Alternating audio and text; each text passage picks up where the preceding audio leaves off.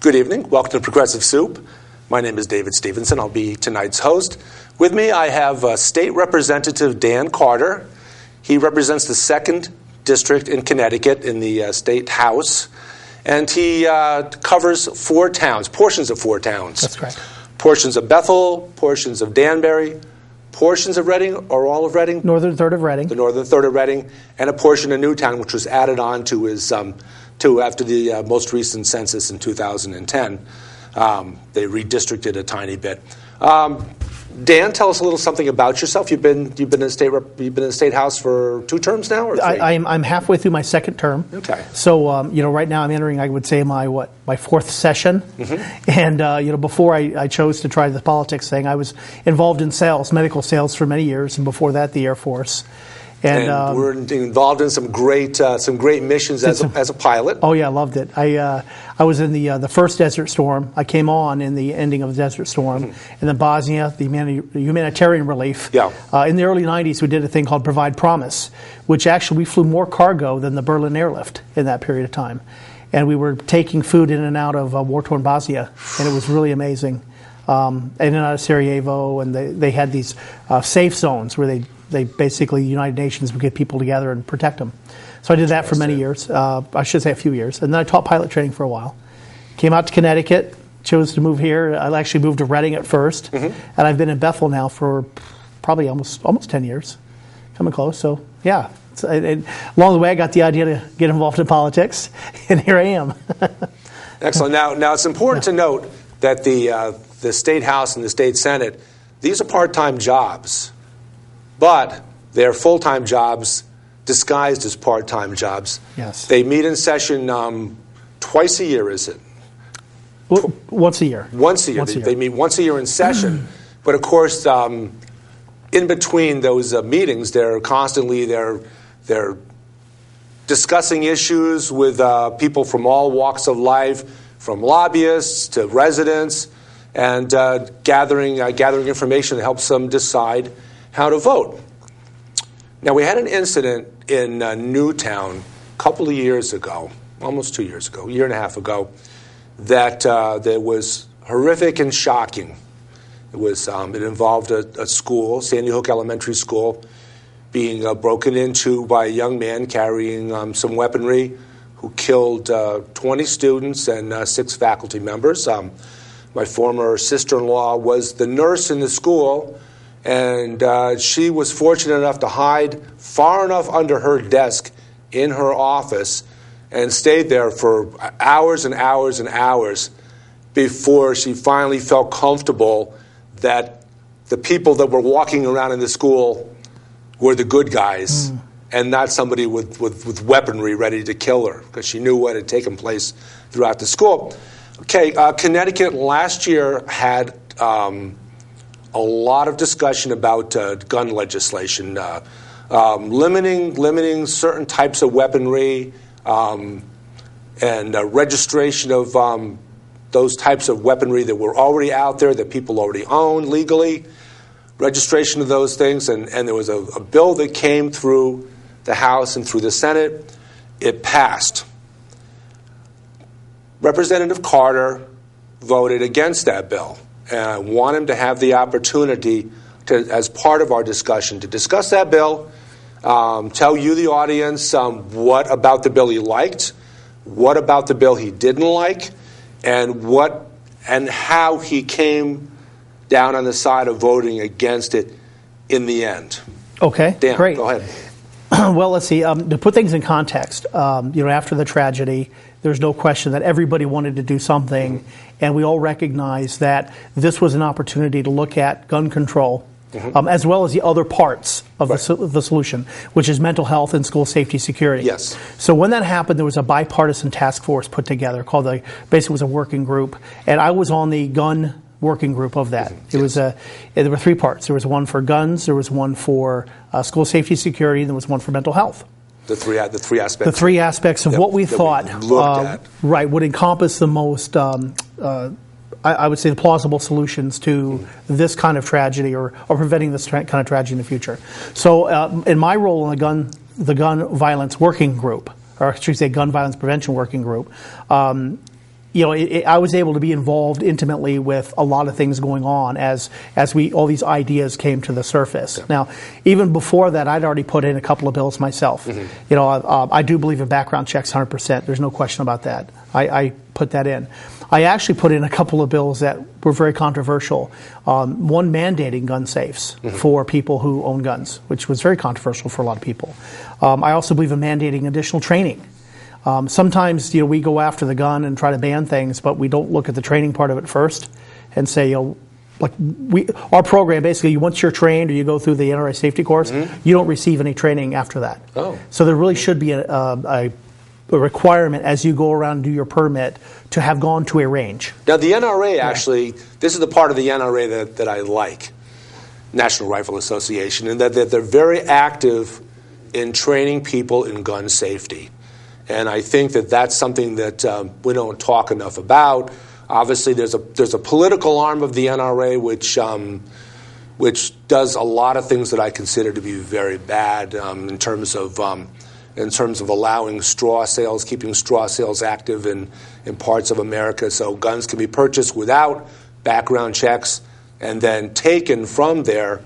A person will go and buy literally dozens of weaponry and transport them to, let's say, Chicago, because a lot of it ends up in Chicago, where they have very good anti-sales, mm-hmm. very good measures in order to control guns in Chicago and to lessen violence.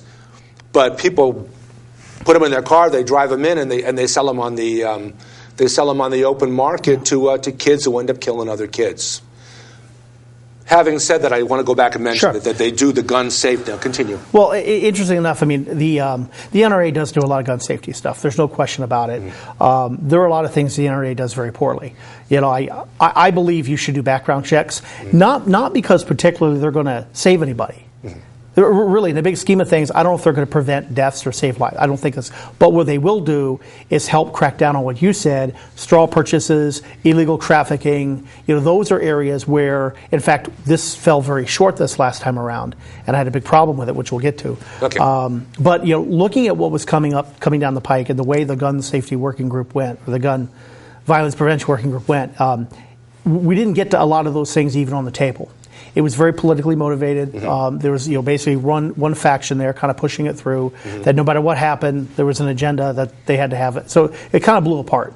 So when we got to the final bill did some things that just went too far for me. Mm-hmm. Number one, I should say the far part. The way we were going after the registering of the AR-15, mm-hmm. And I should say the way they defined assault weapons being any gun with a pistol grip under the action, et cetera, most of that was really kind of ludicrous in my book. Mm-hmm. Because I think what happens is what we have now is not going to prevent anybody from getting hurt, mm-hmm. ever. Like, everything's still out there. Magazine capacity was one area I think we can look at mm-hmm. and find a program that would have been better than what we did. What we did is in this law, it just says you have to declare how many you have. Mm-hmm. They're still on the street. They're still out there. Magazine capacity was the one part of looking at a rifle like the AR-15 that determines the lethality of that gun. It's not how it looks. It's not where the pistol grip is.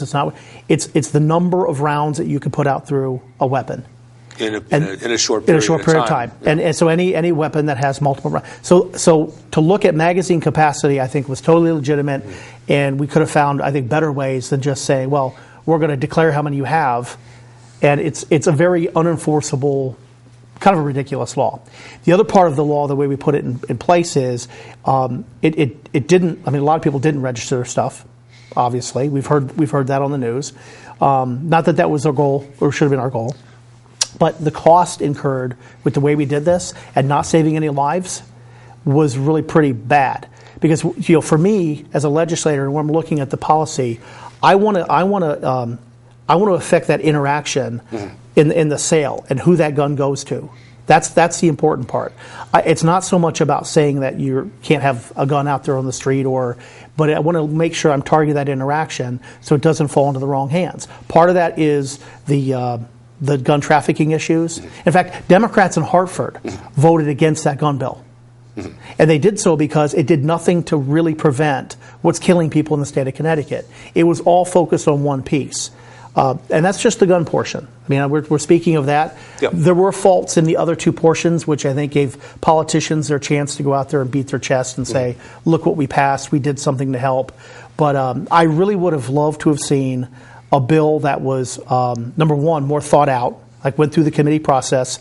I think we would end up with a better bill. It would have limited magazines. Yeah. It would have probably had training for people, reoccurrent training, maybe even more training to be able to own a semi-automatic rifle like that. I think there would have been better ways to look at it. And we would have had money put aside to look at actual gun violence in Hartford, New Haven, Bridgeport. Where you have a lot of people together because there's cities. Right. And a lot of people together, you get these situations where people get angry. Yeah, and I also people get one person gets angry at another person, and if they have a gun available to them, they act without a lot of thought. Yeah, and I think most of the guns that I'm hearing about are used in criminal activity, obviously. And you get some young 17, 18-year-old kid goes out and they're able to get access to a weapon like that. Like, we've done nothing to help that. And so young men and their guns. I look at that and I think their testosterone. It was really short-sighted. Now, we have a long way to go as a country to fix this stuff because I do think that the national background check needs to be fixed. I think that the fact that the NRA has stood in front of that or should kept that from happening is pretty disgusting because those are key elements to making sure we're able to fix this problem with gun violence. Continue. I want to hear some things that you maybe in fact can even introduce or certainly advocate and maybe even introduce into the now that we know that something's happened, it's going to happen again. What are some things that you can introduce that will prevent, or at least help prevent, future incidents? It's difficult. The gun control part of it, if we're just speaking the gun control part of it, which obviously is not the entire part, I do think maybe mandating gun safes in some situations with some kinds of guns, looking at reoccurring training, like I mentioned before.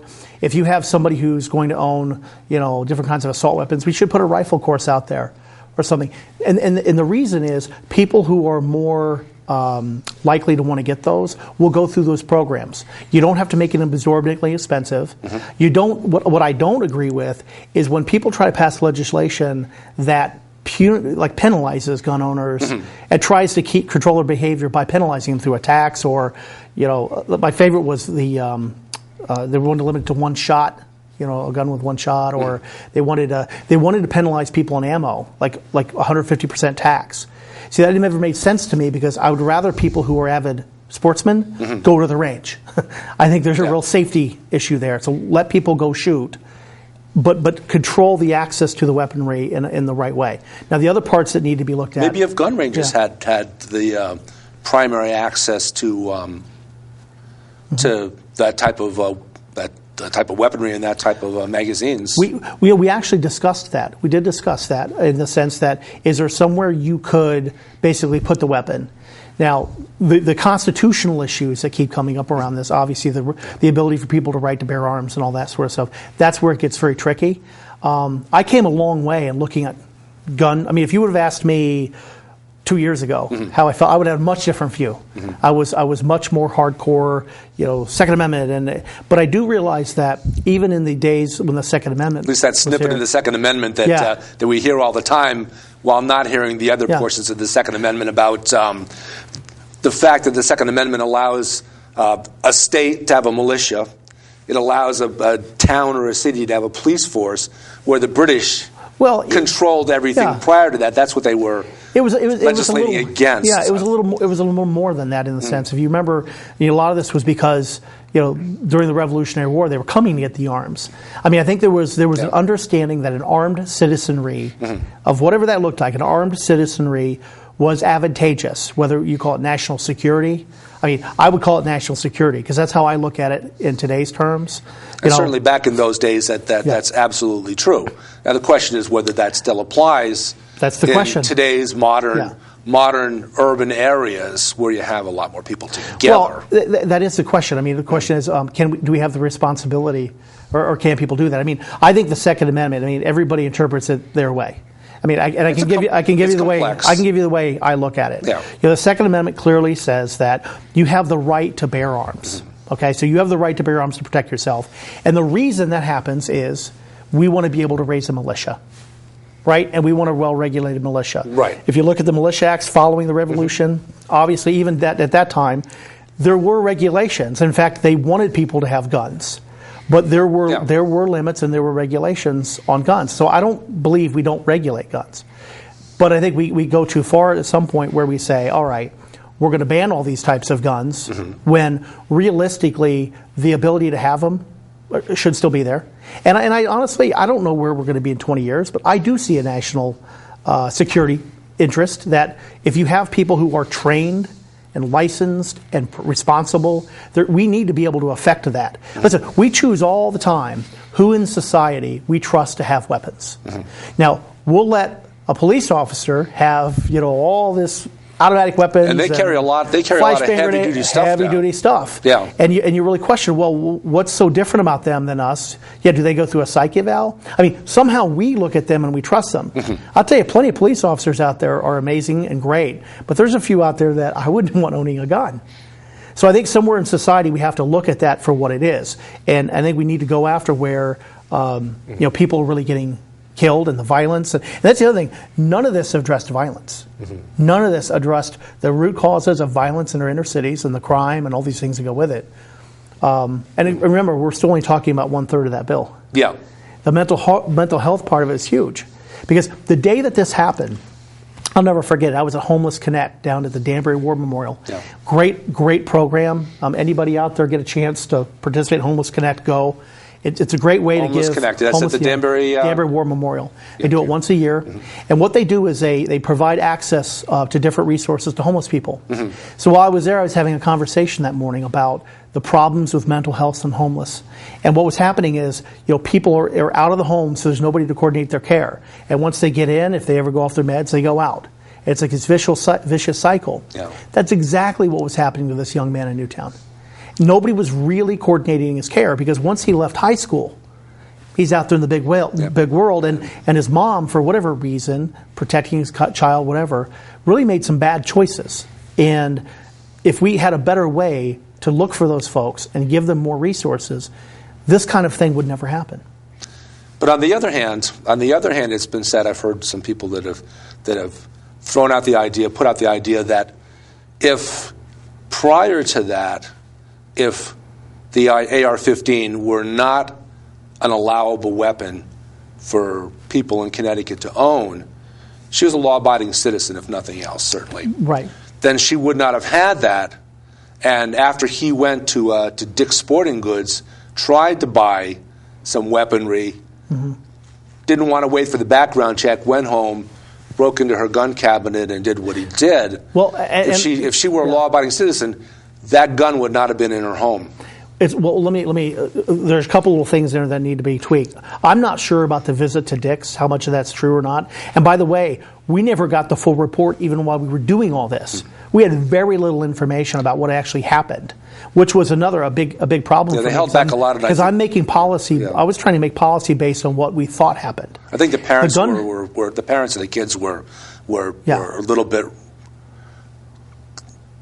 against some very sensitive information, including photos of their kids in the morgue. But there was more than that. I mean, frankly, the stuff that should have been out there with respect to the state police and all that, the information wasn't given to us. And that was a problem.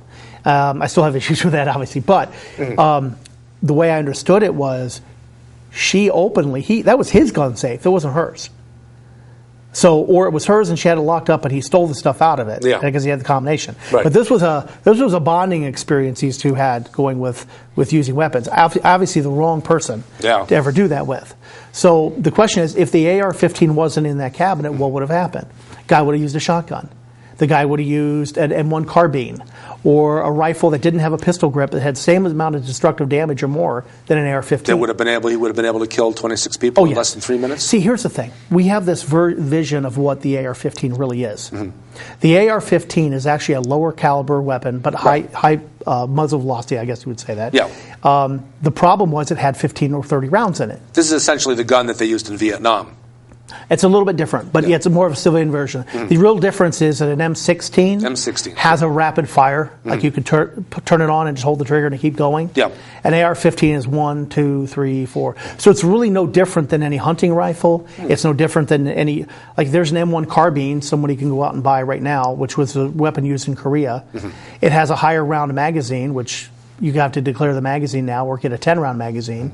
It's still the same thing. Boom, boom, boom, boom, boom, boom. It doesn't matter that the pistol grip was on it. It doesn't matter. Like there are higher caliber weapons that are much more destructive than what this was. But we're also talking about where this target was, and it was just a horrific thing. They were children. So getting back to the destructiveness of the weapon, it's probably not that much different than anything else except for the number of rounds it could fire, which is exactly why we have the assault weapons ban. The assault weapons bans before were looking at military-style weapons that had a rapid fire capability. So you could release that many rounds. Right, and that's the line. And for me, that's kind of where I made the distinction, because I looked at what that really is. And it's not any different than most hunting rifles, with the exception of the capacity of the magazine. So that's why looking at capacity of magazines we can talk about. Yeah. But going and banning the gun, and I should say banning the gun and then having a registration process that's costly and cumbersome, costs us hundreds of thousands, if not millions of dollars in the state, has really jeopardized a lot of our citizens. It's created this little war between people who have guns and people who don't. Yeah. And the way they look at each other, and it's really bad. So I looked at all that. And common ground sometimes hard to find on emotional issues. It was very hard. It was emotional. I mean, this whole thing was not an easy situation for me. It was a really horrible year. I mean, we're all human. We go through this and we look at this different ways. But I learned a lot. And like I said, I opened my mind a lot to the regulation and what we can do. I just still think we haven't even touched the problem. We haven't even touched the problem. We just did this, huge bill, and politicians were all happy, saying, "Look, we've done something." I don't think we've even skimmed the surface of the problem. So this will be an ongoing thing, hopefully, and we won't just let this be the end of it and put it behind us. And wait for the next tragedy. My honest opinion is, I don't know if we're going to do anything about it. That was one of the problems I had during the process. I can say this here, but the average person is not going to hear this. On that committee, the Gun Violence Working Group, it was kind of a joke the way it went, because a lot of the real issues never got put up, like talking about gun violence, talking about other opportunities to control, never even made it to the surface. Now that we've pushed this bill through, nobody wants to touch it. See, what happens in the legislature, you put something through very controversial, a lot of people don't want to revisit it because they know what a can of worms it's going to open up. So I don't believe there's going to be any honest look at doing it, because people get afraid. That's why the NRA is such a pain in the butt, because the NRA has developed their position and they're going to stick with it no matter what. Most people out there believe in background checks. So how come the NRA is standing in the way? And they don't believe that it's going to save anybody, but they believe it's common sense that you should have a background check. And by the way, if you've had a felony in Missouri, that should show up in Connecticut. And that's the problem. So, no, I don't know if anybody will take a look at it, because the legislature doesn't get an appetite to do so when things are very, very controversial. I mean, I'll give you an example. 2 years ago, there was a guy in a pizza joint, and he had a permit to carry. I think he reached up to pick up a pizza box or something, and somebody saw the gun in his belt. Now, at the time, somebody called the police. He was arrested, all this sort of stuff happened. Well, lo and behold, in Connecticut, we've always told people you have to carry concealed. The law doesn't say that. The law doesn't say it. You are allowed to carry open if you want. But what they do is they'll come after you for breach of peace. And people now have started challenging that. So now we have this, I think, a huge quandary that we should, as a legislature, come in and handle that. Nobody wanted to touch it because it was a gun bill. And then lo and behold, the whole Newtown thing happened. And so now I don't know if anybody wants to go back and fix it, because I think there are things we could look at. I really do. Well, I hope you can come up with even some small bits of legislation that they can add to some real solutions. We can avoid because it was horrific. It was a tough day. It was a tough day and a tough week and a tough month and a tough year. Not just for the families who were touched by this, but for all of us. There's no question this touched the world. I mean, I got a lot of mail Got a lot of stuff from all over the world coming in on this, and it touched a lot of people because I don't think anybody didn't go home and look at their kids differently that night. Speaking of mail, do you find yourself getting spammed a lot with email? Yeah. You would get where somebody will say to a group of people, "Oh, by the way, here's a list of people." Because I go on a little website called Patriot something or other, and I don't go there to fight with them or battle with them. I just go there to have a little discussion and Sure. try to make a point, and ultimately I'll get called some names, but it doesn't bother me. So we try to keep the discussion going, and occasionally people will find common ground on some minor issues. But they sent out they had a recent article about the Newtown incident and the fact that people are resisting registering their guns. Some people are resisting registering the guns. And they had the list of all the legislators in Connecticut, and here you go. Here's a list. Write them all. Beat up on them all. Yeah, you know what? It's interesting because I'll tell you my perspective because I can only tell you mine. I get a lot of mail, obviously. I get a lot of email. And there's a lot of them that come through as form letters. So you'll have one organization on an issue. Sunday Sales, for instance. We can get away from guns for a second. Yeah. Sunday Sales, a couple of years ago, Stop and Shop had cards sitting in their place, I guess. Yeah. And people would fill them out. Next thing you know, you'd start getting emails from people. And there'd be a form letter, and they would sign it with their name and their address. Yeah.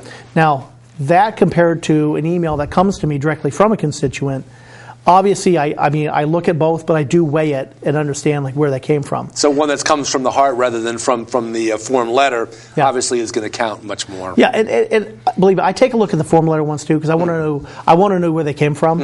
I want to, and I track them, and I do. I keep an eye where they come from, and if, sometimes we'll do form responses. But if How many?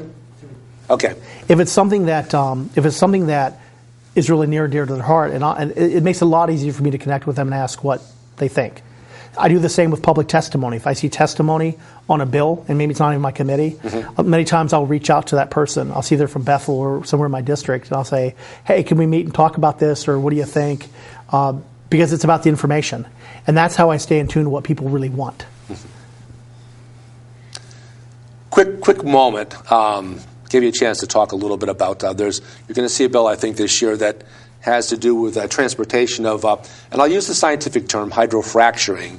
But, of course, the industry decided it should be called hydrofracking, which is probably a pretty bad choice because it's just a fracking bad term to use. Get the frack out of here. Yeah. Well, the legislature would, at the very least, block our water treatment plants from processing this water, this polluted water from the hydrofracturing process. And at the greatest, it would prevent those trucks from traveling across Connecticut. And it's to me, it's an environmental. It's not environmental. It's a public safety issue to protect our citizens from something that even if we're not doing it here, we can feel the damage from what they've done somewhere else. Thoughts? Well, it's interesting. This has actually come before one of my committees. Okay. I am on energy technology. So the bill has come through in the sense it's come through the public hearing process. I was able to hear some of the public hearing. Unfortunately, get all of it because I was in a general law public hearing as well. Yeah. But when I'm looking at this, where I stand now, yes, there's part of this bill. People are trying to prevent fracking, period. I mean, part of this is just into the whole anti-fracking movement. No question about it. That's what the end goal is. But I think there are some very real legitimate concerns among other people, including myself. That is, and I am not 100% on this yet, can our wastewater treatment plants even fix it? There are a lot of folks who believe that some of the fracking waste can't be broken down properly to be treated. Then there's things in it like bromides, for instance, right. And there's a lot of chemicals in that water that they have not been responsible, have not been told that they have to even divulge. Well, and that's what I'm doing right now is I'm actually educating myself as much as I can about the practice and what's in the water. Because from my perspective, okay, if we can have them come in Connecticut and they can be treated in a wastewater plant and it's not going to be toxic or anything to our citizens, maybe that's okay. Time to say goodbye? 1 minute. Okay, 1 minute?